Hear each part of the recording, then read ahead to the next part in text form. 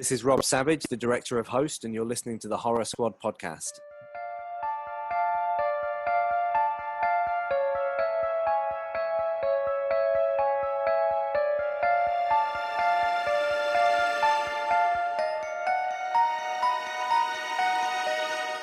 Hello, everyone, and welcome back to the Horror Squad podcast, episode number 224, where tonight we are going to be reviewing 2022's The Cellar, which is currently streaming over on Shudder, the new Alicia Cuthbert movie, who's playing a mom now instead of the hot girl next door. So we'll be discussing that later. But for now, no Todd again this week. He is still busy, with his new job and getting his move on and whatnot. But we missed him, and I think he'll be back next week.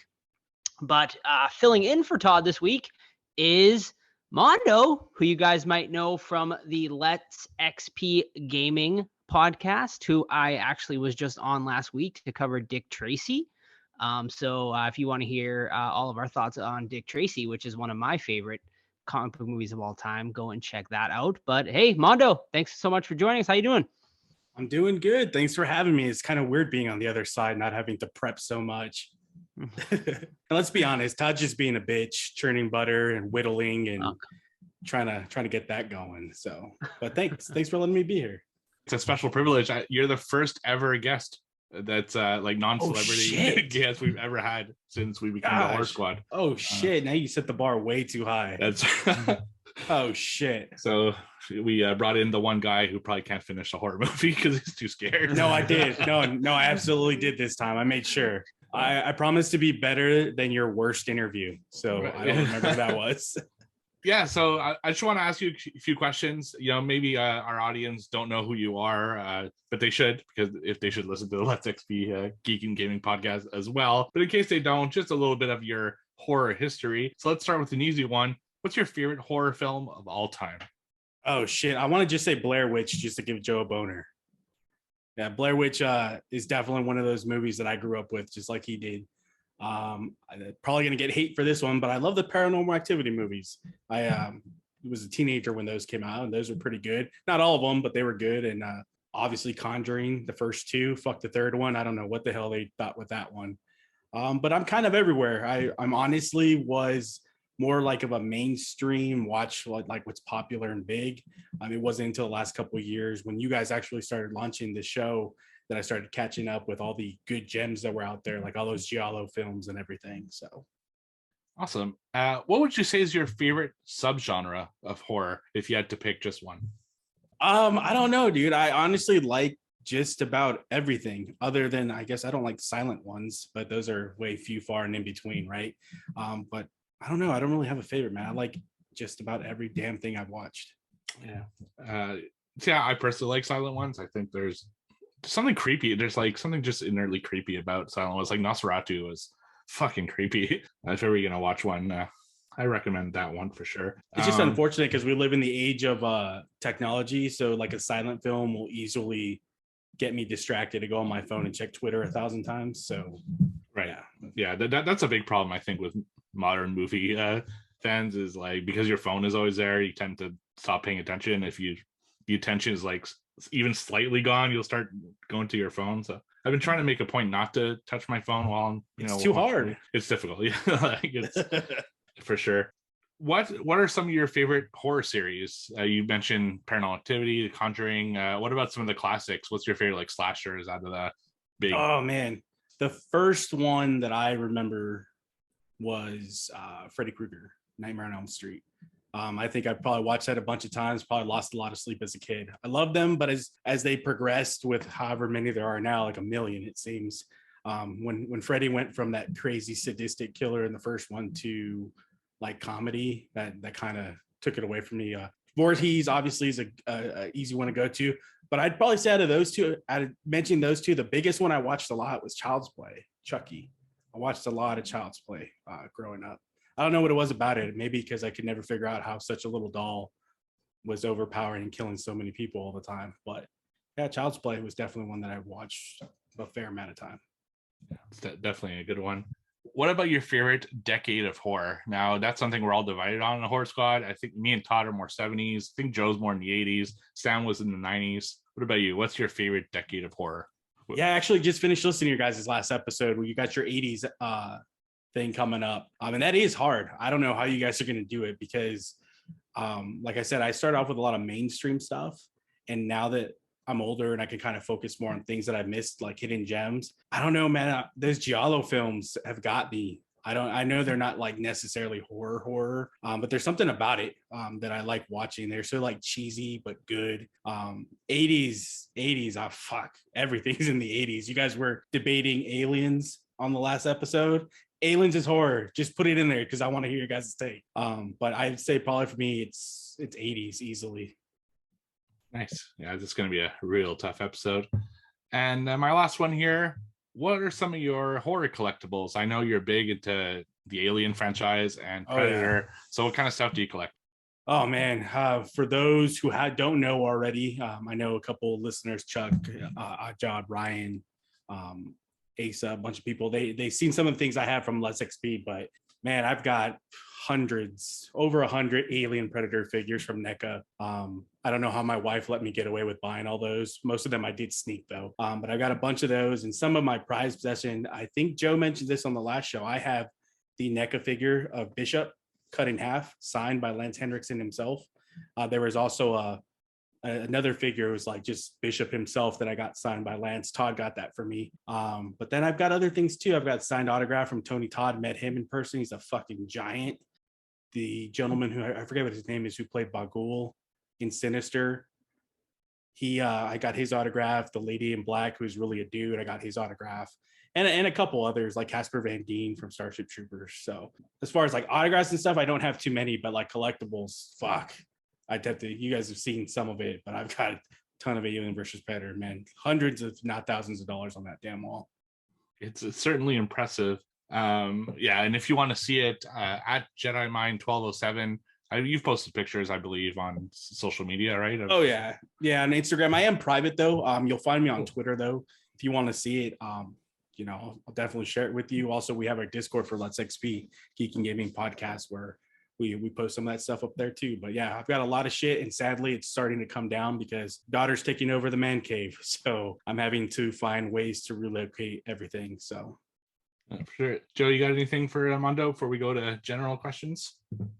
I think you covered everything I wanted to know. So, all right. Before we go into questions, I just want to say thank you to all of our listeners who came by for the, including Mondo, who came by for our monthly review hangout that we did over with the Discord people. It was a lot of fun. We discussed the Velocipaster, greatest movie ever. Yeah, not a single person that was there enjoyed it. So still looking for that person to tell me what they liked about it, because yeah, it was a pretty straight half star out of 5 across the board with our listeners anyway. So, but thank you everyone. And next month we're gonna do it again. We're gonna start the voting process maybe in the next week or so. So if you want to get in all that, just join us on the Discord and you can do that.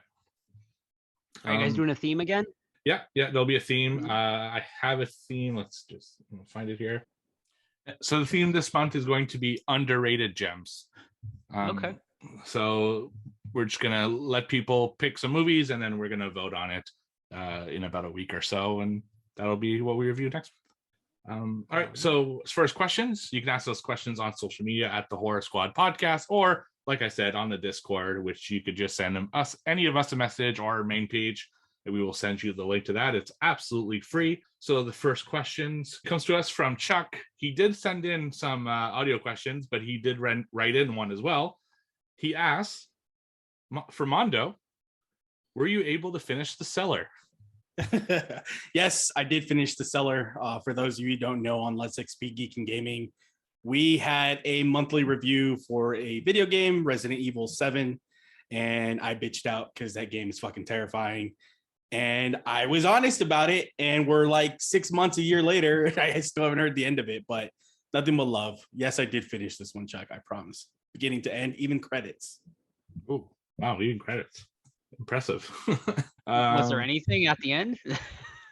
Absolutely not. Okay. But Chuck also sent us some audio questions. So Chuck, what are your audio questions this week? Hey, Horror Squad, Chuck here with a few questions. First question is, have you had any really good or really bad experiences with a vendor at a horror con? That's a good question.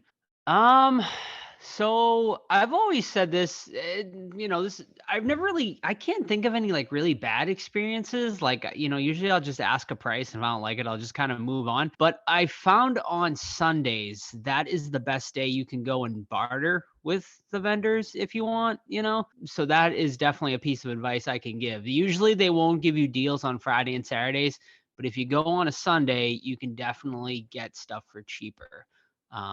So that's the best advice I can give. But as far as like good or bad, I guess that's a good experience that you can barter with them. So yeah. What about you, Mondo? Do you go to conventions much and have experience with vendors? It's been a while since I've gone out to one. The last one I went to was definitely Monster Palooza with Todd. That was years ago now. But from those conventions, it's not really an issue with the vendors, nothing negative. It's just between paying for the autographs, which can get pretty pricey, and then going to a vendor and seeing some cool artwork. I mean, you got to understand they're trying to make a living, but sometimes those prices are a little ridiculous themselves. So it's hard to walk away from something that's really cool because you don't want to drop an extra $60 on it. But as far as negative experiences, no, everyone's been pretty cool that I've come across at conventions in the past. Yeah, I'm about the same way. So I don't buy a ton of stuff like at conventions. I like regular collectibles and stuff. I tend to go more into the art, like the unique artists and the stuff that's like kind of Etsy type stuff, because this is really the only visibility I get to some of those people. And those are typically always super nice people because obviously they're trying to sell their stuff and they're not attached to some giant chain. So this is really kind of their bread and butter. So they're overly nice. I've talked about in the past that I bought like stuff from Revenant FX quite a few times, like these gnome statues, and they're like the nicest people ever. And that's been generally my experience. Now with vendors themselves, when I do go to them, they tend to be almost like flea market or swap meets, I think is what you call them in the US, type people. So they're more aggressive and they have like less patience and they're not as like friendly, I guess you can say. So maybe that would be the most negative that I've had, is just people were a little too, I don't know, stern for whatever reason.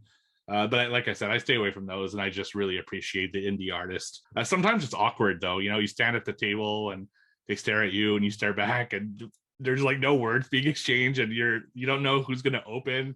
That happens a lot. Some of those people are pretty socially awkward. I'm sometimes socially awkward too, and I get into awkward situations. So that too, but that's probably as the extent of it for me. You guys ever run into like holy grail pieces or toys or anything at cons and you're like, fuck, I cannot buy it because it's like way out of my price limit? You ever have that happen to you? Oh yeah, quite a lot, honestly. Yeah, it's tough, and well, you really gotta do your homework too. Like if you see something, I always tend to walk away and get on my phone and Google it and look on eBay and stuff like that and make sure I'm getting a good deal. So definitely, yeah, especially at cons, like they do tend to jack the prices up at cons, because they know they can kind of take advantage of the horror fans and whatnot. So definitely do your due diligence with that. Yeah, I mean, I did. So there's a Jack Torrance figure, which I did end up getting actually later on down the road at eBay, but I saw one at a con and I just didn't have the cash at the time, but I was like, and it took me like 3 years to find one again. And I was like, oh man, like, cause that thing is rare to find. Like they don't come up very much anymore on eBay. There was a Chinese manufacturer that was selling a bootleg version of it for a while, and then it got pulled off eBay. But that is an amazing figure. And then one big score I did get was the 18-inch Leatherface figure at a con, which is like become pretty rare these days. And I got it on a Sunday for like a really good deal. I bartered with the guy. I talked him down like $100 because he just didn't want to bring it back with him. So you still paid $900 for it? No, I think I only paid like $150 or something like that. And I think nowadays, like in box too. Oh, I want to say that's good. I want to say like nowadays that thing goes for well over like $500-$600 easily. Yeah. Yeah.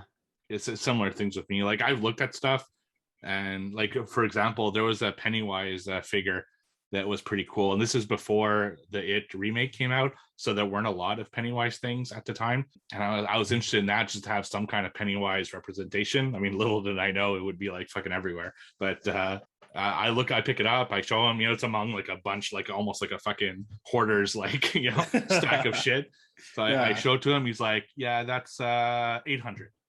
Oh, like, shit. What? He's like, yeah, that's 800. I can maybe go for 750. And I just put it back. I'm like, yeah, thanks for playing. No fucking way. And then you tell them you have no cash, and they pull out their little card reader, and they're like, no problem, I'll take credit. You're like, nah, shit, no. My favorite one, I don't know if it must be the same thing with you guys. So their credit machines don't like work because there are too many people like using their phones around. So they have these gigantic poles that they try to like bring up to the ceiling. I don't know if they do that with you guys, but I've never had that. No. Oh yeah, it's like the funniest thing. That, it's like a 10-foot pole that they're holding up their heads trying to get reception on their machine. Damn.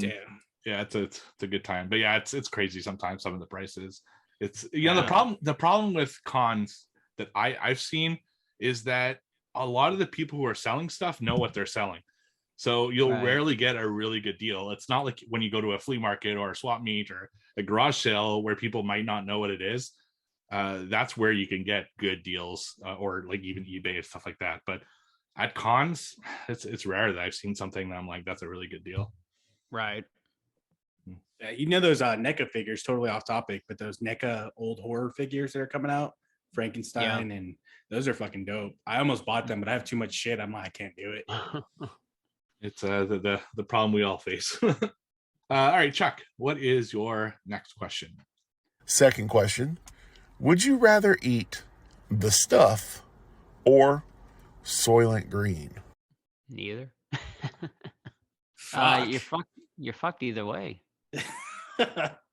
Fuck it, I'll just eat the stuff. Fuck it. Yeah, probably the stuff, because they really seem to enjoy that. So I'll go with that. I was gonna say, at least you're gonna have like a few minutes of enjoyment, Right. So Soylent Green is just gross. So that's probably the best answer. I love that movie. The stuff, it's one that's really grown on me over the last few years. Definitely a good one.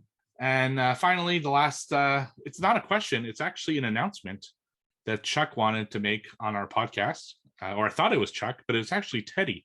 And last but certainly not least, there is an announcement, and I'm going to pass the phone to somebody else who's going to give you all this announcement.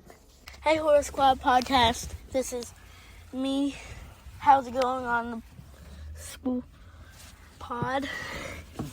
I have an announcement. I have a new favorite. Steve. Bye. Horror Squad podcast. Oh. So thank you, Teddy. I am honored and I appreciate your support. I mean, maybe I have been pushing and had a huge campaign to get this accomplished, but still, Teddy's the man, so I appreciate it. Hey, Teddy, I look like your dad, so I'll take the best host on the other show, okay? I'll fight you for it. Teddy, I just want to say, Teddy, if you want to change your mind, I always thought you were a very handsome kid and very smart, and and if you pick me as your favorite, I might have a horror collectible to send you. Just saying. So. And he's saying this in front of his white van with dark windows. Yeah. Too little, too late there, Joe. So thank you, everyone, for the questions. We could not do this segment without you. And now, a word from our sponsor, Deadly Grounds Coffee. Everyone thinks because you're a zombie, you don't know good coffee. Well, they're wrong. There's only one brew that gets my seal of approval. Deadly Grounds Coffee is my guilty pleasure. The aroma is so intoxicating. It brings all of my neighbors out of the woodwork. Deadly Grounds Coffee. Coffee to die for and zombie approved. It's good to get a little deadly. Use the front door! Oh, they're so disgusting. Alrighty, gents. Well, Steve, thanks for those questions, and for everyone. Teddy, still love you, even though you picked Steve. All right. So, gentlemen, what have you been watching this week? Who wants to start us off? How about our guest tonight, Mondo? Oh, damn. Okay, I'll take it. So this first movie that I watched It actually came out in 2021. I remember having the conversation with Steve through messaging. The movie is Werewolves Within. And my conversation with him is, I haven't seen this movie, but I bet you I know who the werewolf is. And he lied to me. He said it wasn't. It turns out that my hottie, Milana Weintraub, was the wolf. So you guys know about this movie. I'll read it real quick on Letterboxd. But when a proposed pipeline creates hostilities between residents of a small town, a newly arrived forest ranger must keep the peace after a snowstorm confines the townspeople to an old lodge. But when a mysterious creature begins terrorizing the group, their worst tendencies and prejudice rise to the surface, and it's up to a ranger to keep the residents alive, both from each other and the monster that plagues them. I like this movie a lot. It's had like that perfect blend of like comedy that I didn't think it was gonna like. I thought it was just be like goofy comedy, like Velocipaster, but it turns out it was like, you know, fuck you, fuck this, and a hot girl in the movie. Yeah, I mean, you can never go wrong. I didn't like the ending though, because once they find out that she was the werewolf this entire time, it just kind of like abruptly ends. Like you had this whole buildup going, and then they just kind of like kill her in a real dumb way. But that's Werewolves Within. I liked it. Gave it about 3 stars on Letterboxd. Yeah. So my first watch is, not horror related, but it's in the vein. So I went and saw The Northmen in theaters, which is Robert Eggers' newest movie.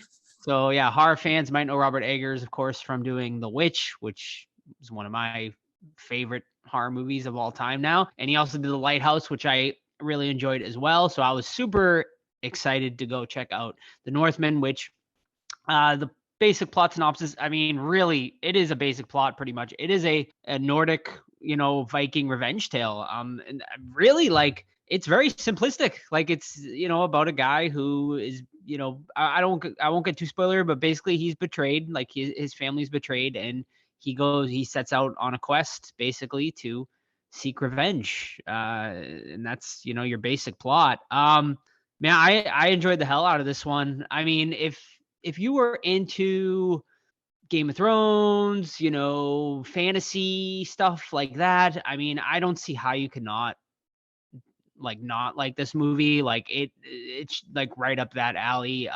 The cinematography is like amazing, and then like Eggers' filmmaking in this just like really, really stands out. The acting top notch. Skarsgård does a great job as our main character, who fucking got jacked for this movie. Like, I don't know what his workout regimen was, but holy shit, the dude is fucking jacked as all hell in this movie. Anya Taylor-Joy is our other lead in this. It's kind of interesting actually, because like the movie is told in 5 or 6 chapters, so you have like different main characters. So, like the first chapter, you follow this king played by Ethan Hawke, who actually does like a really good job as well in here. You got Willem Dafoe in here too. I mean, it's a great cast. You have Nicole Kidman, who plays the Queen. So yeah, I mean, a lot of interesting cast choices here, and they all work great together. And it's violent as hell, for sure. It might not be what everyone's expecting though. It's not like a complete like bloodbath, like a la like a 300 where you have like a million battle scenes. It's not. You have a few battle scenes, but it's really more about this story of Skarsgård basically, and like you follow him through a lot of it. Our main villain too, horror fans might know, because he played our main villain. He played Dracula in the Netflix series that we actually covered on this show a year or two back. And he does great too. So, I mean, I loved it. I gave it 4.5 out of 5 stars on Letterboxd. It's definitely one of my favorites of the year I've watched so far. So yeah, I definitely highly recommend it. Nice. So my first one is a movie that Joe has been recommending for a long time, and I finally sat down to check it out. It is 2011, The Skin I Live In, which I watched over on Shudder. I knew nothing about this film going in other than Joe recommends it. It stars Antonio Banderas, and it's a Spanish film. That's all I knew about this film going in. And honestly, that's all I'm going to tell you, because I don't want you to know anything about this film if you're going to go in, because holy shit, it is an experience of a movie. It's completely unexpected.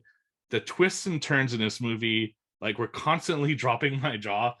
Just absolutely insane, the things that they do in this movie, and I really love that about it.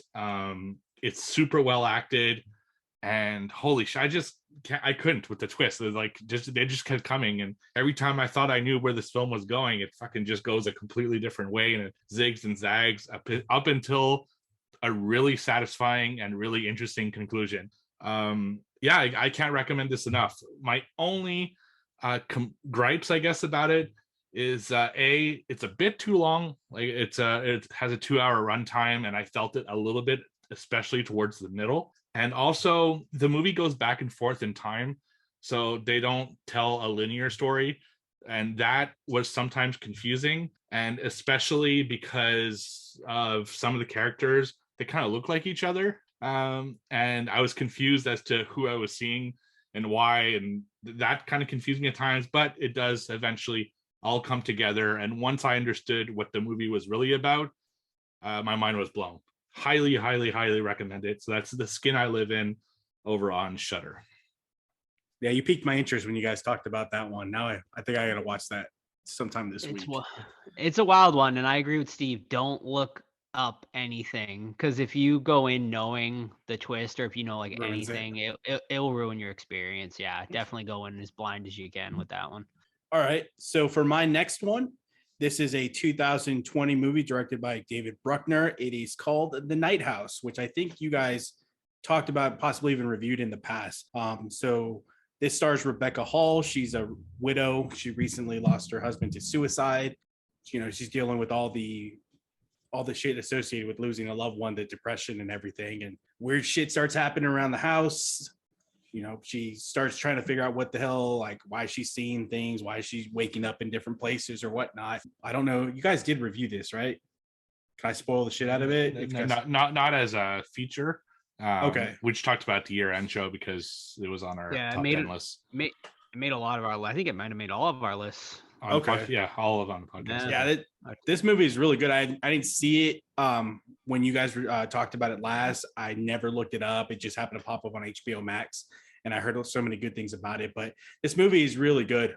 You know, for those who haven't seen it, I don't want to spoil it for you, but weird shit happens. They use cinematography in this fucking movie spectacularly, where you start seeing like silhouettes of what is her husband or whatever it is in the house. Like the way that they incorporate it is so mind-blowing. I mean, you'll have a scene where she's walking by a window and you see like the silhouette that's made up of different angles of like the cabinet, the hallway and stuff that all equates to this male silhouette. And then the ending was just fucking nuts. I didn't see that coming. It was a little dragged a little bit at the end, but it paid off really well. And it had the chick from the movie Nymphomaniac, if you've never seen it, was in it. So highly recommend it. The Nighthouse. It's definitely worth the watch, and it's on HBO Max right now. All right, I got one more tonight. It is a 2022 release. This one just released recently on VOD, same as theaters. So it's an expensive buy right now at $19.99. But I'm sure it'll be hitting for a cheaper price very soon. But I really, really wanted to see this one because I had heard a lot of buzz about it, and it is called You Won't Be Alone. This is a foreign horror film. It takes place in 19th century Macedonia. In Eastern Europe. And yeah, so this one is, it's a witchy movie, which is what piqued my interest immediately, because you know me, I love my witch movies. And this one is unique. So basic plot synopsis is, we start off in the village, and a witch comes to visit.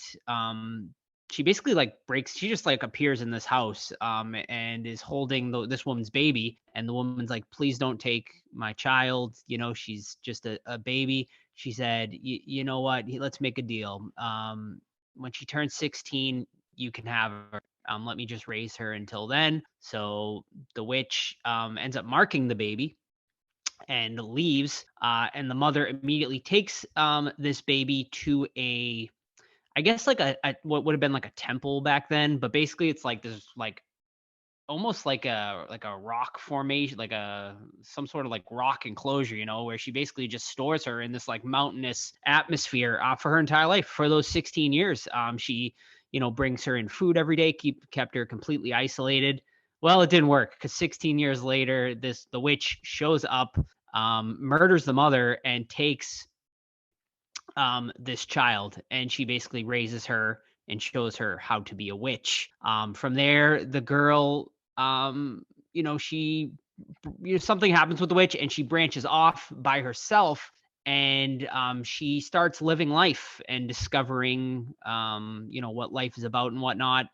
But what she ends up doing is she becomes fascinated with people, and one day she accidentally kills one of them and assumes their body. Basically, she can shapeshift into their bodies, and she becomes fascinated with that and kind of obsessed with that. And I'll leave it at that. Yeah, I mean, super unique concept, and it worked, man. It worked really, really well. I will say this movie is going to be hated by a lot of people, but it will be loved by a lot of people too. Very like A24-esque type movie, very art housey. But man, I was blown away. I really was. I was fucking blown away by this movie. I absolutely loved it. It just like for the uniqueness alone, but also just like really, really well acted. The main witch, not the main witch, but like the witch who ends up taking her in the beginning is fucking like really creepy and great, kind of like a Freddy Krueger look. She's like kind of burned and stuff, so it's like a really cool look to her. But yeah, I mean, the movie goes through like, so it like definitely teeters. Like I could see why people might not call this a horror movie, but man, there's like some horrific stuff in this. But it's definitely like drama horror for sure, because it definitely deals with like a lot of kind of just like it just deals with like life in general, like real life like stuff. And the movie has a lot to say, and honestly, it's not dialogue heavy either.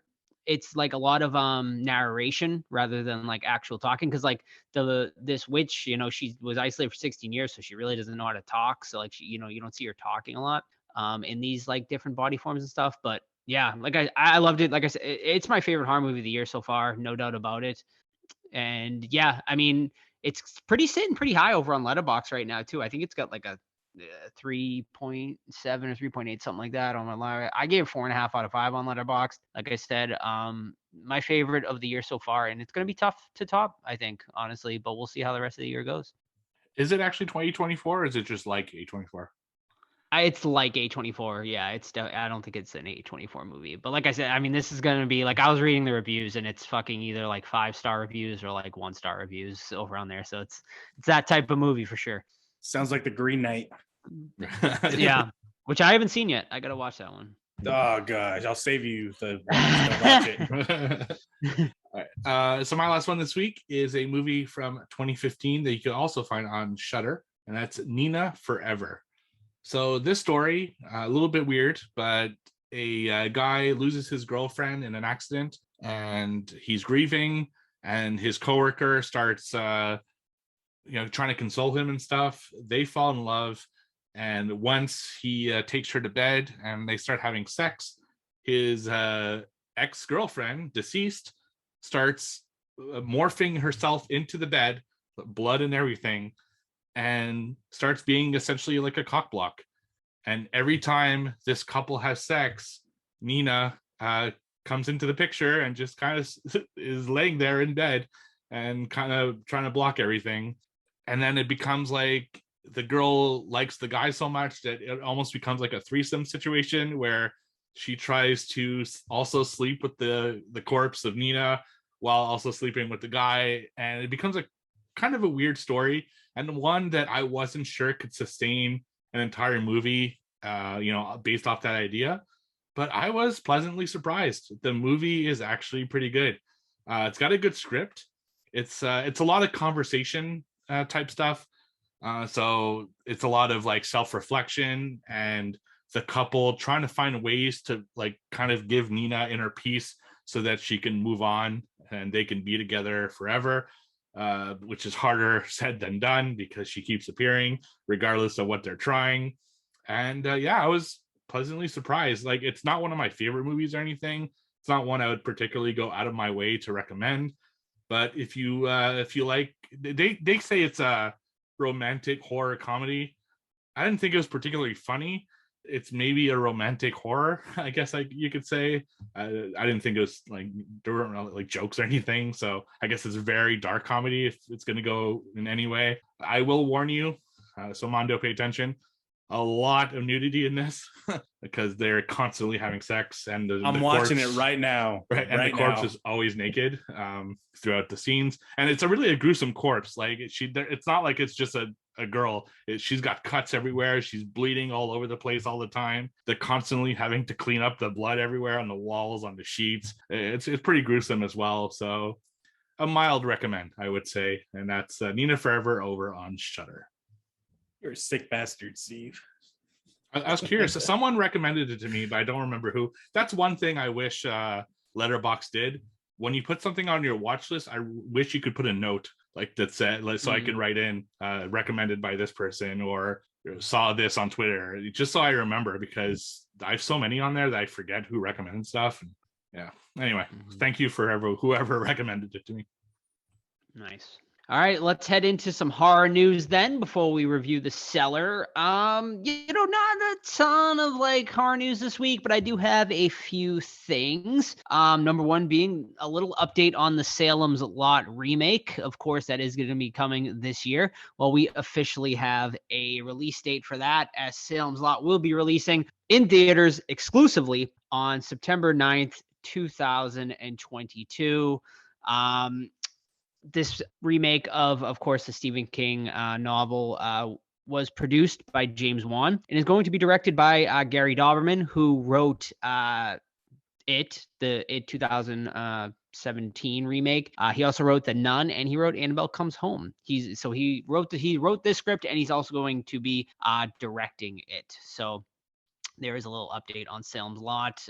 We reviewed the original on the podcast, I think, sometime last year, and I was quite underwhelmed. I think we all kind of were. Yeah, it was long and boring. Yeah. So I'm still excited for this one though, because I do think it's a pretty cool story, and I think if they kind of trim some of that fat, cut it down to a 2 hour and a half movie, it could be really cool. So yeah, we should go see it together. We'll be together that week, so. That's right. We will be. Yeah. There's a theater on the City Walk. So yeah, that would be cool. Yeah, definitely. That sounds cool. All right, very good. All righty. A little bit of news on Halloween Ends. Of course, it is coming this year. Everyone is excited for it. So anytime any bit of news that all comes out about this, it becomes fodder. And of course, this has been really hotly talked about over the past week, because Nick Castle recently in an interview came out and said that the Halloween Ends ending will have a surprising conclusion that will make a lot of fans mad. Now, what that exactly means is up for speculation, of course. I don't know. What do you guys think? Do you think Michael's going to die? You think Jamie's going to die? So here's my theory. I think they're going to kill Laurie super early in this movie. And my theory on that is because I feel like they announced she was filming, and then she wrapped less than a week later. So I'm she filmed her scenes really, really quick. So I feel like that is going to be the big thing in this movie that's going to piss people off. I think they're going to give clarification on how old Michael Myers really is. I don't know, man. I honestly haven't seen the second one yet. I know you guys being the bigger horror nerds than I am, I don't think you guys are all that too excited about it, just based on the conversations you've had in the past. So hopefully it's good, but I doubt it, to be honest. There's no way Laurie Strode survives this film. It's just not going to happen.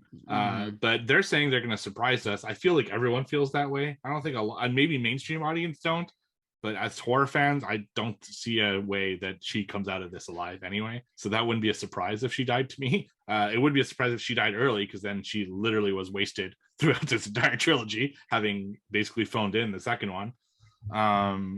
I don't know. Other than that, what could surprise us? If Tommy Doyle ends up being the fucking final girl of this whole thing, I'm gonna be real pissed. I want. Hey, what if they kill Laurie Strode in the beginning, and then she comes back as a Force ghost, like in Scream 5? It could be. Yeah, I would love that. Just to laugh. I really don't know what they can do to really ruin it. Now, I heard a rumor, and Joe, maybe you know better than I do, that there will be more Halloween films after they've already talked about. So I'm sure. Halloween is not ending. This particular story is ending, but I heard that they're doing more Halloweens after this, and like already pretty much confirmed. So it's weird. I don't know. Are they going to kill off Michael Myers for good, and then would they go back to their original idea of making an anthology type? Yeah, that's the rumor I heard too. I heard they were going to make new ones without Michael Myers in it. So, go back to that original, like you said, that Carpenter's original, thought when they made Halloween 3, which, failed miserably. And I think it would probably fail miserably again. Like I mean, honestly, you just can't put that Halloween name out there and not have people expect Michael Myers. You know what I mean? I mean, otherwise they're really going to have to educate the audience, I guess, and be like, and it's easier nowadays, of course, with social media that you can probably educate the audience more. Like back then, obviously, like people say Halloween fucking 3, they're like, and I can't imagine like the outrage back then, like when it first came out, like, but I mean, I think it could work. Like, I think it'd be cool to see like, Halloween movies in the same maybe universe as like that Michael Myers character. So it could be cool. Just give us another horror icon mashup movie like Freddy versus Jason. Fuck it. It'll happen. It'll come eventually, I think. Yeah, I think it's just a matter of time. Who do you think they'll do? Man, I don't know. They're all at different studios, which is kind of a bummer. I know. I think Freddy vs. Jason 2 would be your best bet, because I just don't see like a good mashup between like any of the others really. Like I just don't see it fitting as well. Like, I mean, obviously we talked about it with Tony Todd, but there was that Leprechaun Candyman movie that was proposed, and like I just don't see how that could work at all. There's a pretty good video game mod mashup. I think it was like last year. That was being like a patient in a hospital running away from Michael Myers, only to find out that it takes place with Jason Voorhees as well. And I always thought that'd be a cool idea to have those two fucking psychos going after each other or going after people. I don't know. I mean, it's just with everything that they're doing nowadays, whether it be horror or not. I mean, why fucking not? Why not try something new completely? Yeah, I think like maybe like Annabelle versus Chucky or something could maybe work, or something like with dolls, like Annabelle doesn't some talk, sort of though. Dolls. No, she doesn't. So like I'm trying to think of like another doll, maybe like Puppet Master. Yeah, Puppet Master. Even though they don't talk, it's still kind of goofy. Like they're both kind of goofy, so it could work. Yeah. So yeah, well, that's actually a good segue, because my next bit of news is about Chucky, as season 2 of the TV series has officially began their production. And the big news that broke was that Brad Dourif was coming back to play Chucky again. And I don't think there was any surprise about that, considering he was the voice in season 1. So if he didn't come back in season 2, I think that would have been more of a shock than anything. But yeah, so Don Mancini just gave a brief statement, said, "We're thrilled to start pulling the strings on a second season of Puppet Mayhem with Chucky, bringing Chucky to the small screen. This season will be bigger than ever." And to the fans, Chucky sends a message. He said, "This isn't over by a long shot. You better watch your backs in 2022. So season 2 of Chucky will be coming to USA. Seems like sometime later this year. I'm assuming October, because that's when it premiered last year. So I'm assuming it'll be back again this year. So yeah, there's going to be a little Chucky TV series reunion at Texas Frightmare this weekend. So I'm probably going to meet Devin Sawa, because I've never had the chance to meet him. So even though Steve's I don't think he'll be favorite. back. Yeah. But Chucky's going to be, but Brad's going to be there, and Fiona, and the kid who played the bully in season 1. Oh yeah, I saw that. Yeah, spoiler alert, dies. For those of you who haven't seen it. Has anyone other than Mark Hamill voiced Chucky? It's always been Brad Dourif, right? Because Mark Hamill did the newer remake. Right. Yeah, no, it's always been Brad, other than that one remake. Yep. You are my buddy. You are my friend. Yeah, but man, that kid who plays the bully, he's charging like $50 at the con or something. I'm like, dude, you're only in fucking Chucky season. Like, this is the problem with cons, man. Like, these fucking no names that are just like charging $50 now. It's like, oh man, it hurts. And Robert Englund's $125 now. It's like, oof. Why don't you go plug your cameo at the convention, dude? Fucking Joe, the one that you're coming with, the dude from The movie? tiny- I know, yeah. yeah. I'll set up a table, yeah. Just put your seen a picture right there. background extra. Yeah. Yeah, and heard on the Horror Squad podcast. Yeah, And then you have right. Steve there too with the executive producer credits, dude. That's There you right. go. Fucking charge $30. Yep. Anyone that is going to Texas, though, I'm gonna have stickers and magnets and stuff like that. So if you do see me, come over and you get some free swag, some free Horror Squad swag. So Are you guys meeting up with Todd there, or is he going to be in Texas still? I'm gonna try to meet up with. I don't think Todd's gonna make the convention, but I think I might try to meet up with him for like dinner one night or something like that when I'm there. Kick him in the nuts for me. I will gladly. Alrighty. Next bit of news here is one Steve sent over to me right before this podcast started, and I really don't know much about this, but apparently Carrie Elwes, our buddy, who a lot of fans know from Saw and Robin Hood Men Tights and Princess Bride, apparently wears a lot of makeup according to Todd, I think, who met him. It's true. It's true. He was apparently bitten by a rattlesnake over the weekend? I don't know. I didn't read this article yet, Steve, but he apparently was bitten by a rattlesnake and was rushed to a hospital. So, thoughts out to him. I guess he's okay. It was even considered life-threatening, according Wow. to the hospital. So he got bit bad. Did you see his finger? It looked fucking gross. Wow, it said he was airlifted by helicopter to the hospital. So yeah, jeez. That's crazy. But yeah, That's crazy to me because we don't have that here in Canada. Like we don't have. If I go outside, I don't have something that's gonna bite me. Like a snake, yeah. Snake or spider or brown recluse or fucking anything. Like other than geese, we really have nothing that's gonna attack us. Or bears, I guess, but we see them coming usually. So yeah, it's crazy. Isn't he a germaphobe too? Yeah, he like when he goes to conventions, he like boxes off his table. Like even though it's all like people in open tables, his one is going to be like completely boxed off. It's a whole thing, but well, shit, maybe this will cure him. Got fucking bit by a rattlesnake. Yeah, well, hopefully he's okay. He's still a good actor. I still enjoy him. He was good in Stranger Things season 3. I think it was the one he was in, and Saw and a bunch of other stuff. So Liar. Yeah. Yeah. The claw is gonna get you. Nice.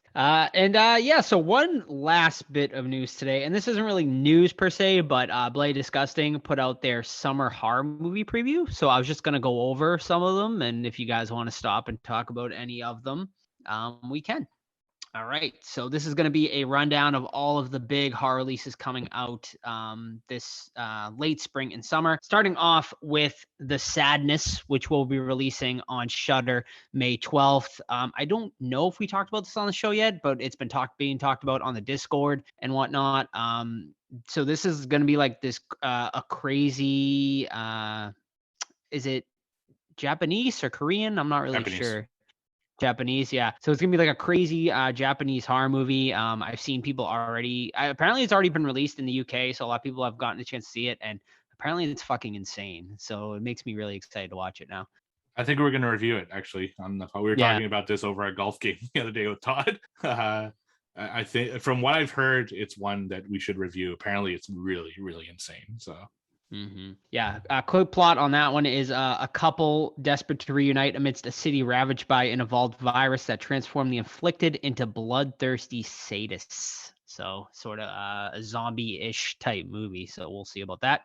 Next coming out on May 13th is Firestarter, the remake of the classic Stephen King novel, which was originally played by Drew Barrymore. This time it is played by the young girl from It, Chapter 2, who you might know. She had the little scar on her face. She, encountered Pennywise under the bleachers there. Honestly, I watched the trailer. This trailer came up the other day on TV, and I looked at Sam and I was like, "This actually looks kind of bad." So my expectations went down after rewatching the trailer. But I think we're gonna cover it, so we'll see how it is.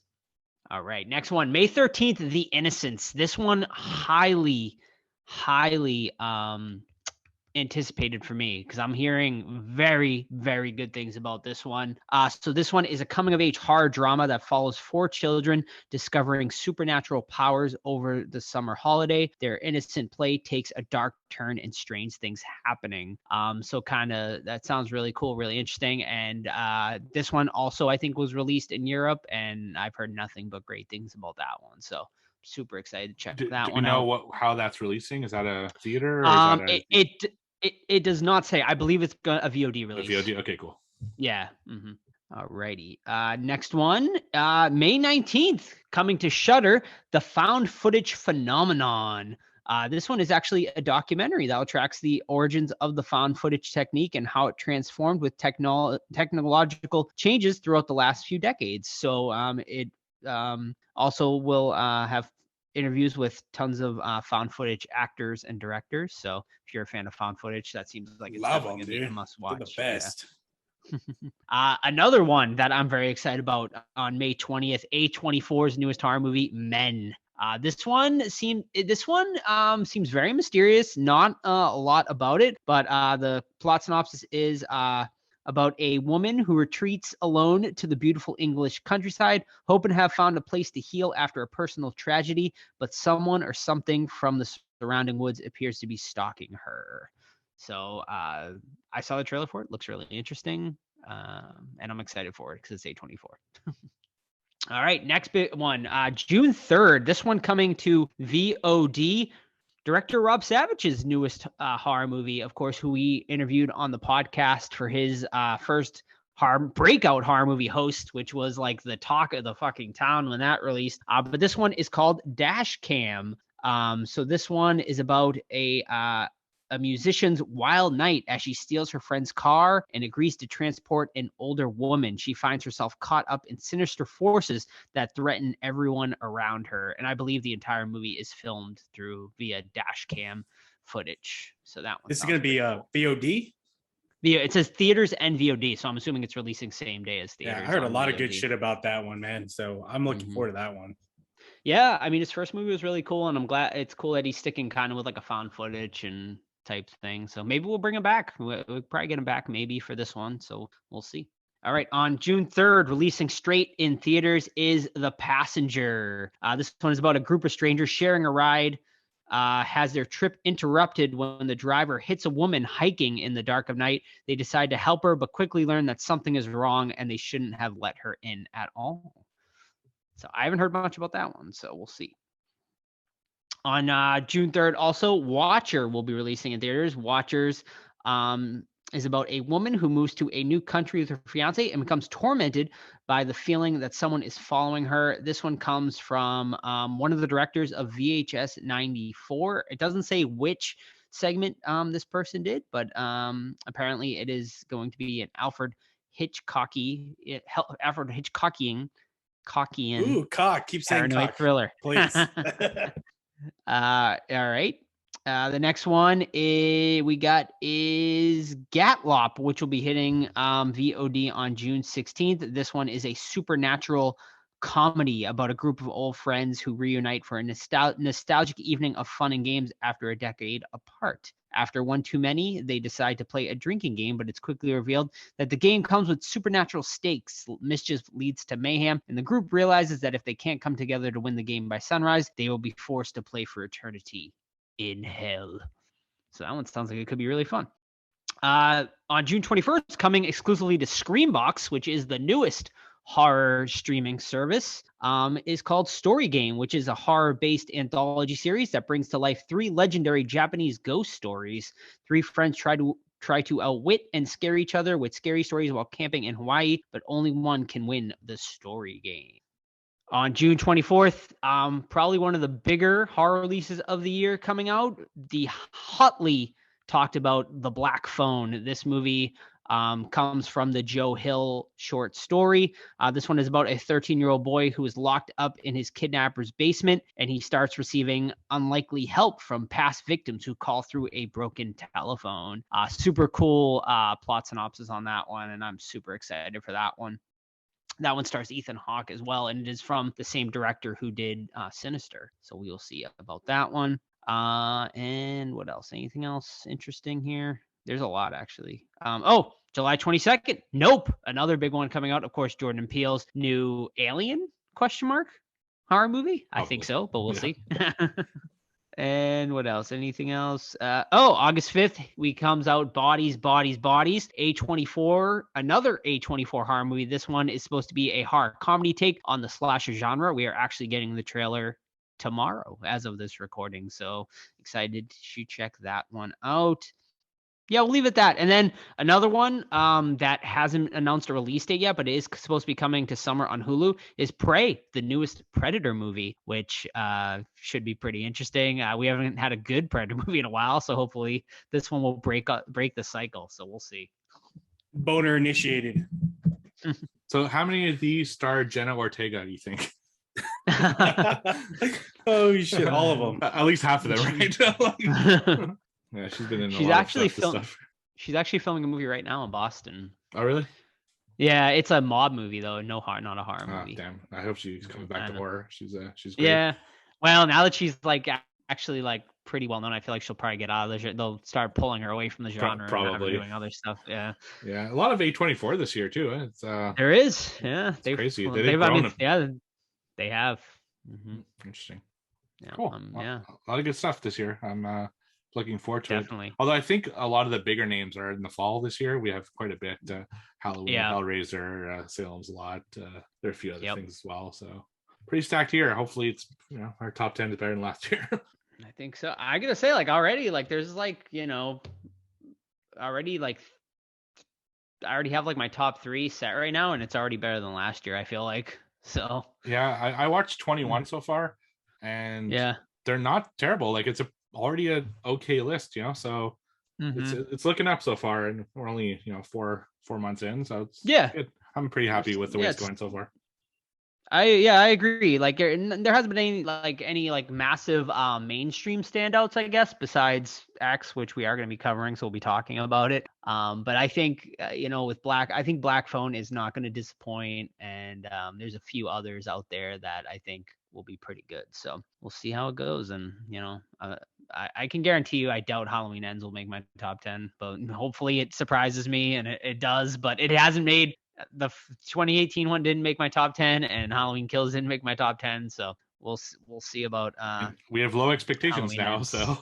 Yeah, right. Yeah, so it can only go up, I right? suppose. Yeah. Maybe Busta Rhymes is the killer, and then yeah, right. This whole thing leads up to basically a remake or resurrection. That'd be something. That'd piss off people. That'd be a perfect. It'd go right on brand with what they said. Oh yeah.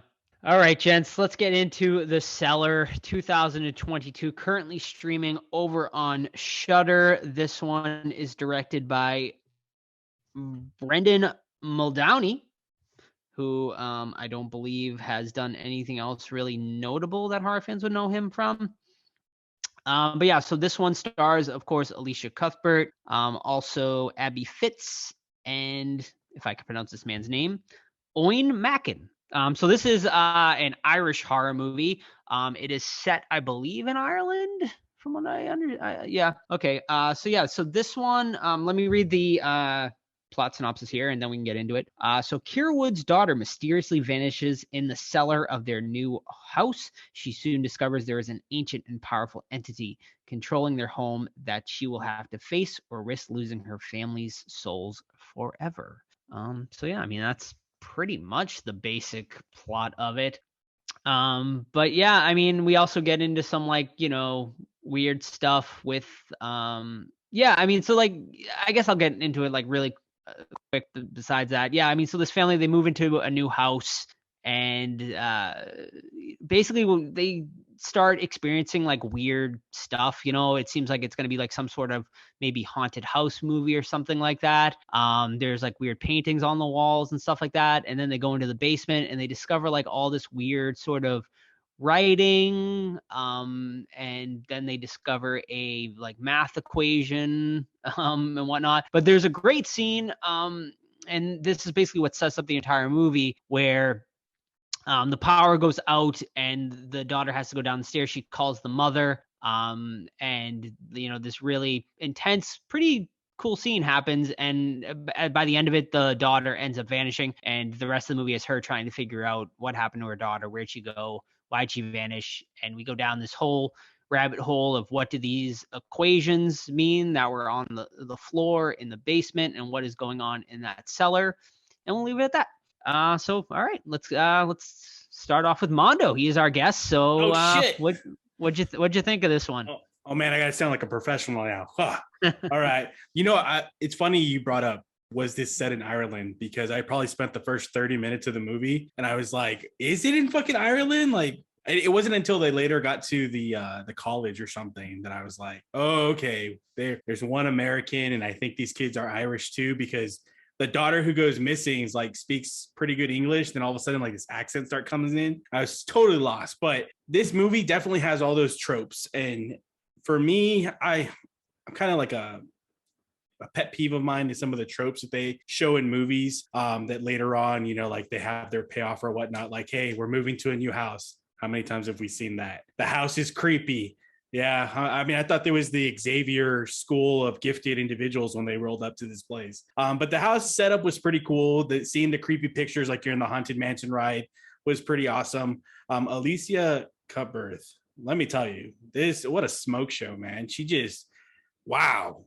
But it was weird seeing her in this role because I've never seen her in something like this, where she's the restraint, she's like the mom to these kids. But like Joe mentioned, you get into the weird shapes and stuff that eventually lead to weird things going on in the house. They pull out a radio that I'm sure Steve had when he was growing up, one of those wind-up record player radios, and it starts playing like basically like Winter Soldier shit, like Epsilon, Delta, weird stuff that it starts instigating all the things in the house.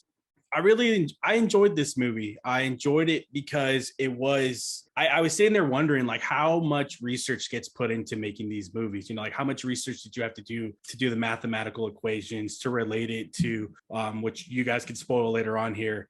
Like it was a pretty good story. The ending was a little, I mean, like I said, every trope pays off from the moment, oh, look at this tattoo my daughter had, and now I use that as a device later on in the movie to help me figure out this shit that's going on. I was kind of a little taken aback. Like, did they need the parents' job and what they do? Like, was that really important to this movie at all?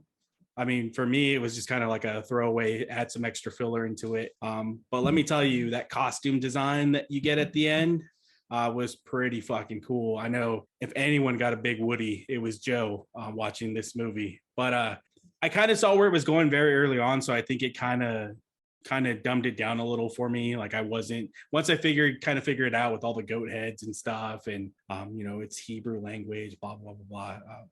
It's kind of slowed down for me at the end, but overall it was a good movie. It was a good watch. It had definitely some scary moments, as far as you said, when the lights go out and she has to go down to the cellar to restart it, and that counting was so reminiscent to me of like Freddy Krueger 1, 2, we're coming for you, like her walking down the stairs. It was pretty cool, but I'll leave it with that and I'll just pick up later on, interrupt you guys here and there. So the reason we're reviewing is I watched this one first over on Shudder, I believe it was on, and I kind of told Joe and Todd to check it out. Todd watched it. He talked about what watched last week. He liked it. And I thought Joe would be into this movie because it's about, well, inherently it's about a witch who does, sets up essentially a spell, or they think it is anyway. That's the legend of the house. Sets up a spell and there are goat heads involved and it's a slow burn and it's all dark. So I thought this would be in Joe's wheelhouse. I personally really, really liked it. I mean, the old move into the haunted house story trope has been super overplayed over the years, and I get that, but I could somehow feel myself like living through this experience, as a kid. Like I've been in haunted houses when I was a kid, and my grandparents' house was super haunted, and their like cellar / basement kind of looked that way, like super creepy down there, and I never wanted to go downstairs, and the fear of what's going to grab me. Because the way the lights were set up at my grandparents' house, because it's like a over 100-year-old house, the light wouldn't reach all the way to the bottom of the stairs, so it'd be darker down there because you had to like click another light when you were down there, and not knowing like what's going to be down there scares you. So I like that a lot, that whole aspect. One thing I really love is the investigation haunted film. I love when there's a haunting experience and the movie is spent like trying to investigate what's going on with the house. It actually reminded me a lot of The Changeling in that way, and I think they knew that because they have like a straight up Changeling nod in the film where the ball is coming down the stairs to scare the parents there, which is straight out of The Changeling, and I really love that type of film, so I think this plays into my wheelhouse like a lot. Also, super personal note, and extra point just for that. The kid has the same name as me, like fully. So I thought that was super interesting that someone shares my name. So I could definitely relate with that. I love that it was in Ireland. It just gave it a little kind of different sense to everything. I love the architecture and stuff in that over there. I love the math aspect as well, because math is like a universal language that regardless of what culture you're in, math doesn't change. It's the same everywhere. And I like that they played off different like religions. There were some Jewish tropes. There was Baphomet. There were some like Norse god type stuff, and it wasn't just like one thing. Usually, it's always like, okay, this is a totally Catholic thing or totally this thing. They were playing into different things, and it was more the math, I think, that was kind of that brought it all together. And yeah, I have a bunch of notes on this one, but that's basically my thoughts. It's a slow burn for sure. But I think it's one that personally paid off, but I could see how some people wouldn't like the end, and we'll discuss it when we get there, but I'll get Joe's thoughts on it first. But I personally really like this. Yeah, so I was excited to check this one out based on Steve and Todd's recommendation. I know they both seem to enjoy this one, and yeah, I didn't love this one, honestly. So I think it had a lot of really cool ideas, but I just feel like it didn't all come together. I feel like they had a lot, like I said, they had a lot of cool ideas, but it just didn't. It's like they just couldn't like figure it all out. Like I feel like especially like they had like all of this like weird shit with like all like this supposed cult or whatever you want to call it, but it's never really fully like examined or like like explained or anything like that. So it's kind of left to, I guess, your imagination, but I just feel like it needed more explanation at the end of the day for me. And there's some great scenes in here, but the middle, like, it just got really dull, I feel like. And then it picks back up in the end, and then we get to the end, and I feel like if you're gonna go there, you need to go fully there, and I just feel like it never got fully there, and they held back, and whether that was due to budgetary reasons or whatever, if you're gonna go crazy and go like all out there and go, you got to go balls to the wall. Like, you can't hold back. And to me, this movie, it just holds back a lot, and I feel like there's a great movie potentially in here somewhere, but as it stands, it just didn't get there for me personally. I 100% agree with that, Joe. I mean, you're right. I mean, they talk about the cultist stuff, and they even bring up at one point. I mean, I guess can we get into spoiler territory? Yeah. Okay. Sure. Yeah. When towards the end of the film, where they bring up like, hey, there's another house found in Germany, I think it was, and you're like, okay, I get it. There's another house, so there's multiple houses, I'm assuming, in other locations for this, that this mathematical equation itself is used to gain. I mean, because I believe it was the previous owner, Featherstone or whatever his name was, who his son was sick and he needed to find some way to help him, so he resorted to this, right? And it just was left like, okay, I get it, but we spent the whole like first 45 minutes of like, I hate this place, I'm leaving, my friends don't understand me, and like, I don't know, even at like, for me as a parent, if my fucking daughter went missing, I wouldn't just kind of like shrug it off. I mean, it felt that way. It felt like, oh, my daughter went missing, I'm so sad, you better look for her, come look at the house again. But other than that, it was like whatever, and everyone was just so normal. Yeah, there's like a scene where like she like goes to like her work or something like that. I'm like, dude, your like So daughter's normal. missing, and like you would think she'd be like in a depression and like freaking out, but she never really conveys that in this movie. No, or even the scene where the son's playing games in his room, right? And this panel just opens up behind him. And I don't recall any other part in this movie where there was a panel that opened up in that room. So the significance is, oh shit, secret panel, something's going on. And then she plays the music or the record. It starts doing the 1, 2. She hears him counting, goes in the room, and is totally oblivious to the fact that there's this fucking panel that just opened up. This little fucker was about to walk into it, just shrugs it off like no big deal. You said it perfectly. Like, it's just everywhere. Great idea, but it's everywhere. And they weren't able to like hammer it down. And then the ending, I'll let you guys take that first, because that ending, I was like, oh, this is cool. And then it's like, wah, wah, wah. But wasn't the panel the closet from before? I don't. I thought it was. know. So that's why it wasn't anything like special to her. It was just the closet where they found that musical device and all that stuff. Maybe I missed that part of it. Maybe I was one of the minutes I was on my phone, because I could have sworn, like, for me, that is never something that I would think of would be a closet. And if I missed it, then that's my bad. But it was just weird. Yeah, to I me. think it was just a closet. Mm-hmm. Yeah, I've never lived in a house with a closet like that. Let me tell you. Well, you never lived in Ireland, right?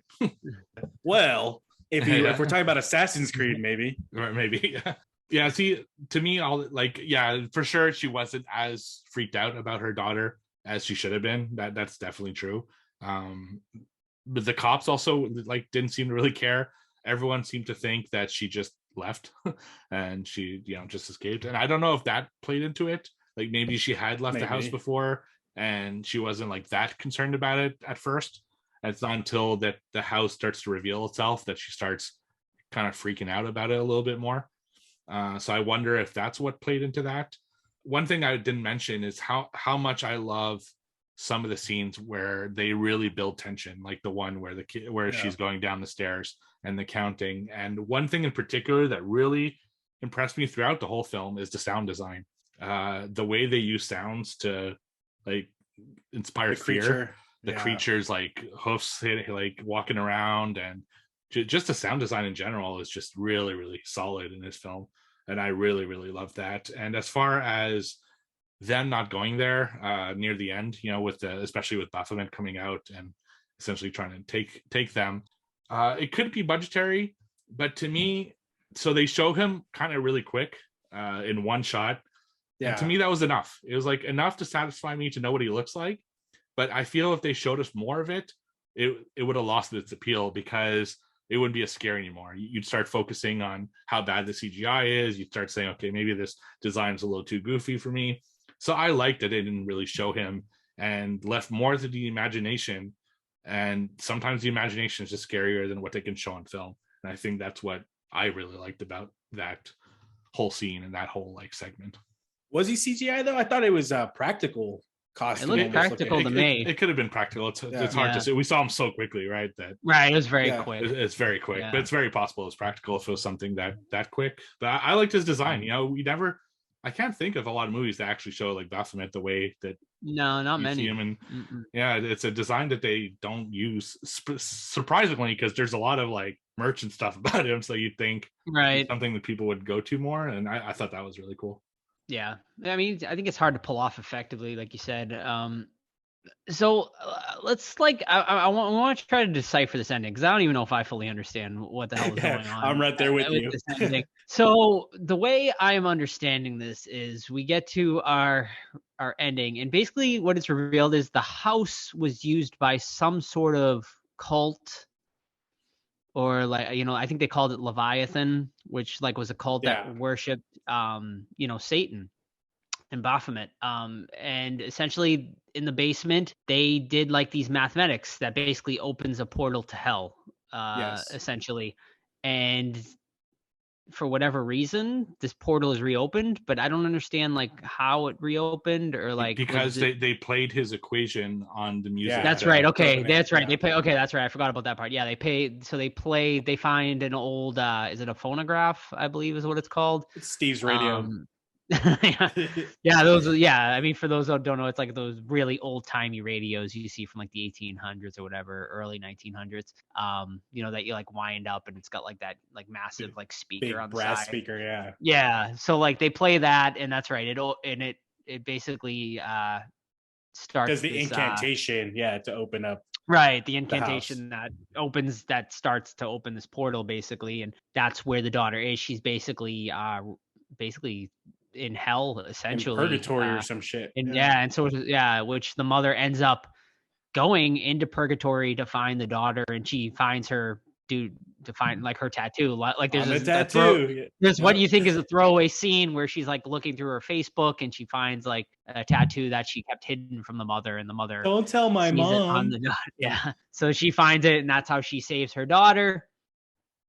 And basically we think everything's all hunky-dory. And that they're okay. They go to leave the house, and essentially they find out that they are trapped inside the house, or they are trapped inside hell, this portal to hell, and basically Baphomet has taken them, and that's how the movie ends. It's like that fucking Christmas movie. What is it with Krampus? Krampus, yeah. It's the same Sort of, exact yeah. ending. Yeah. Yeah, and it's because she didn't. They thought it was the cellar that was the portal, but the old lady that they go to visit, whose family went through the same thing, said it was the house.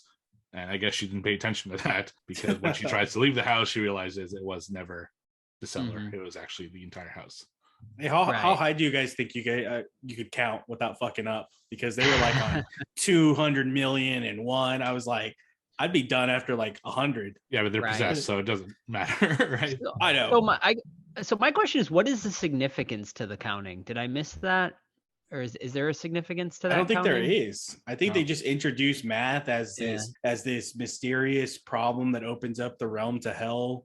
Because my idea was they did all this to get something from it, but it's like they didn't get anything from it. They fucking lost themselves to it. So yeah, I don't know that there was any kind of significance behind them being in purgatory counting forever, other than I guess their representation of hell. I think it's basically representing that when you start counting, it's like you're taken, you're taken over. Yeah, that's why every time someone starts counting in the film, they kind of glaze over and they just kind of count and start walking towards the portal. I think that was the significance, is to show the audience. So essentially, they were taken. So essentially, this family then is just a victim of playing this fucking music and accidentally opening the shit. Wrong place, wrong time. Yeah. They bought a house that was possessed, and they kind of figure it out a little bit with the symbols on the doors that make up the pentagram, and there's like a bunch of clues within the house. So the was it the painting had some clues that this house probably had the shocker on his hand. He's like, he was doing he was doing like the same symbol that you see with Baphomet.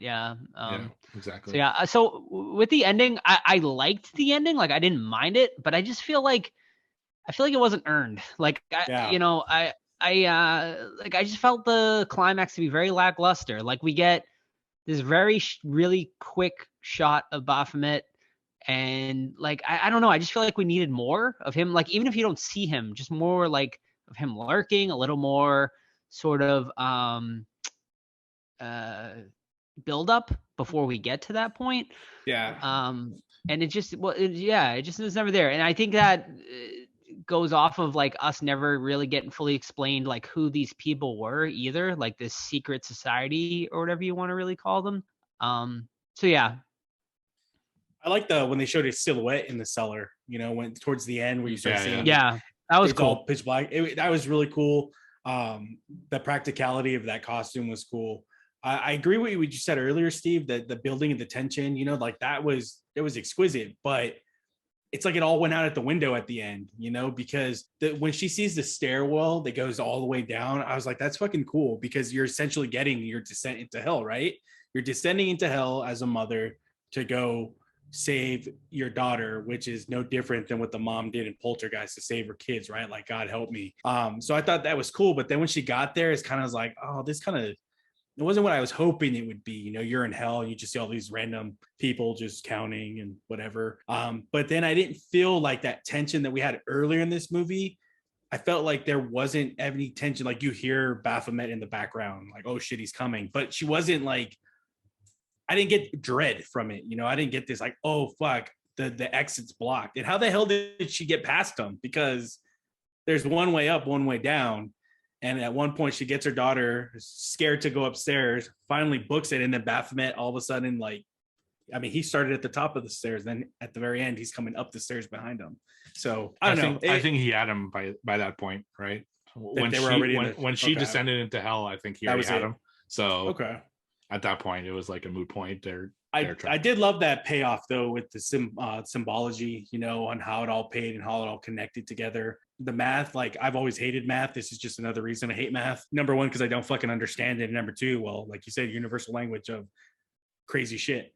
But I thought that was really cool. I just wish they would have done a little bit more. But again, this wasn't like a movie theater release. There wasn't an enormous budget behind it to support what I wish it would have been. But that doesn't mean it was a terrible movie. It's just, for me personally, there was you had a very good premise and you just kind of fizzled out. So yeah, one thing I would have liked to kind of just really put the exclamation point on this film is that in hell, like right now they're kind of walking towards nothing.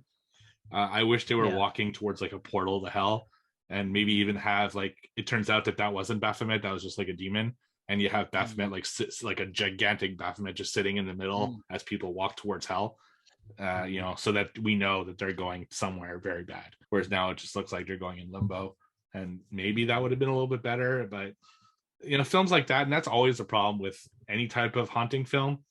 There's very rarely a satisfying conclusion, you know. And I'm just glad that they gave him a bad ending, honestly, that it's not something we see enough, and that was surprising, and I thought that was good.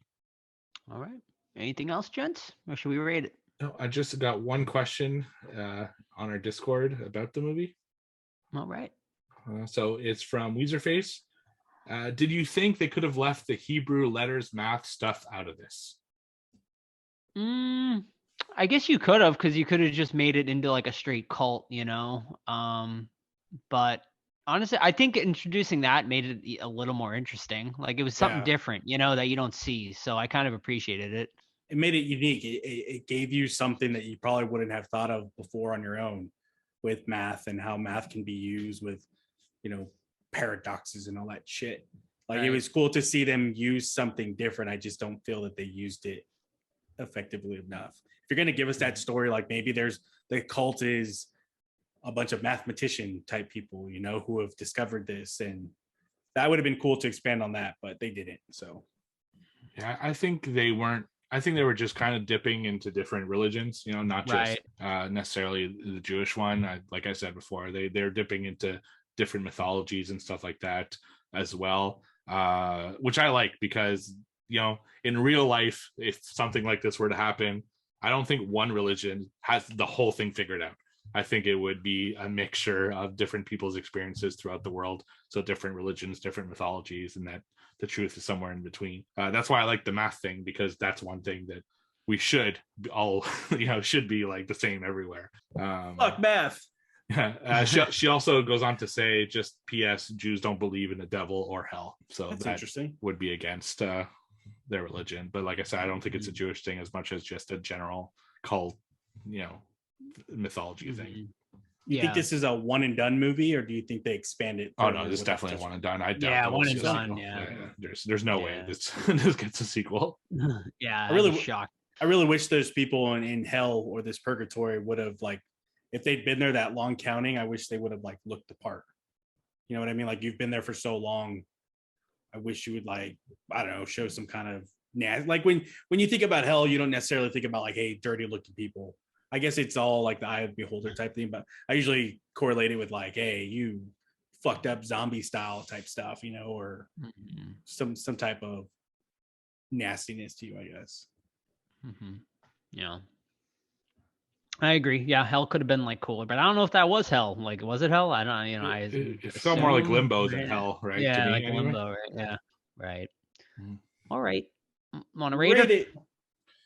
Oh man, I gave this, I think you guys do out of 10 scale. So I enjoyed it. I didn't think it was a bad film. I'm not gonna watch it again anytime soon. But I gave it a 7, I think. Yeah, 7 out of 10. Alrighty. Yeah, I think it's like a decent one-time watch, but if you don't watch it, I don't think you're missing much either, honestly. Cool ideas, some pretty cool scenes, but overall just didn't come all together for me. So I'm gonna give it a 6. I watched it twice in a week. The first time just to watch it, and then second time to review it. And I kept the same score that I had originally. I like that dreadful feeling that they have. I like the scares that they had in this. It reminds me of The Changeling, which I liked a lot, and the rest of the squad didn't. So maybe that's why I liked it more than everyone. It's that investigation paranormal stuff that I really, really love, and getting into different lores of stuff I don't really know. So I give it an 8 out of 10. I don't think this will make my top 10 of the year. I mean, at least I hope not, because that would mean that there's nothing else for the rest of the year. But still very glad I watched this. I don't think I'd revisit it now that I've seen it twice, but happy I watched it, and I would recommend it to people who like kind of ghost, dark, slow burn films. So yeah. Did Todd give you guys a score? He had 3.5 out of 5 Yeah. on Letterboxd. That's like a 7, like you. Okay. Yeah. Cool. But I don't know. Todd's sometimes letterbox ratings and then out of 10 ratings are like totally different. So who the hell knows? He'll be like, yeah, I give it a 7 out of 10, which is like a 4.5 on Letterboxd. I'm like, what? Oh, math is not our subject, man. Yeah, I was gonna say if we're using math, then 7 out of 10 is a score. Yeah. Right. Alrighty. Well, Mondo, thanks so much for joining us tonight. Thank you, guys. Pleasure. I appreciate it.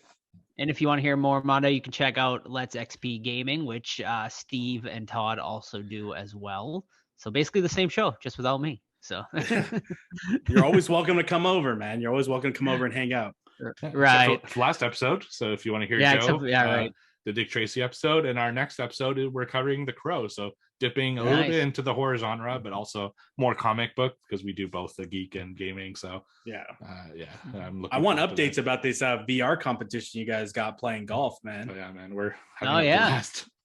Yeah, it's been fun for sure. Yeah, we played our first round with Todd, 2 rounds with Todd the other day, and yeah, it was a lot of fun. I'm really hoping you guys are putting on the whole tennis golf get up with fucking pants and fucking. Dude, we don't even wear pants. Like Sometimes Oh, I was gonna say, shit. sometimes I'm in my underwear. So Oh shit! Okay, I'm digging this shit.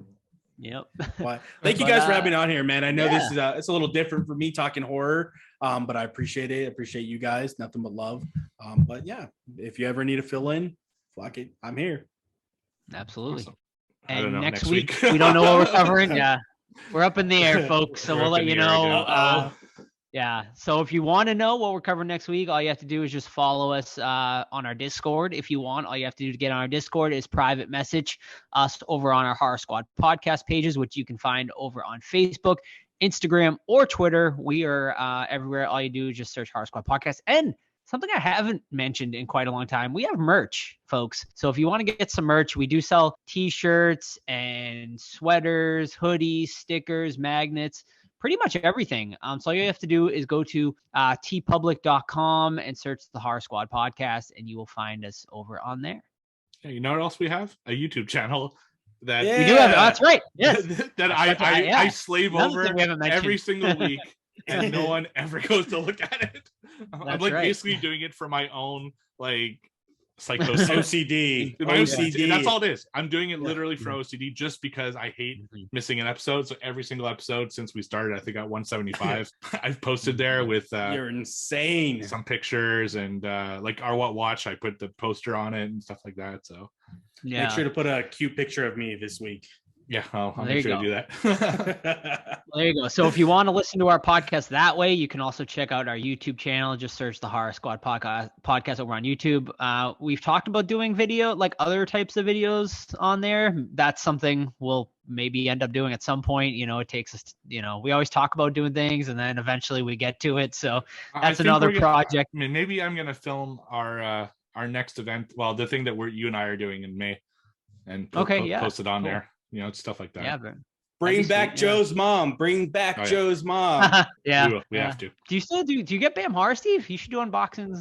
People might like that. I do on get there. that for Yeah. I don't know, like it's just there's not much to unbox, it's Right. very yeah. quick. I want to do like tours of my collections and stuff, so There maybe you that'll go. be something. I'll find something. Yeah. Well, we'll do something Yeah. eventually. It's just I added 2 shows now and it's just that's like 10 Right. hours That's of a time. lot. I get, So- I get it. Yeah. I get it.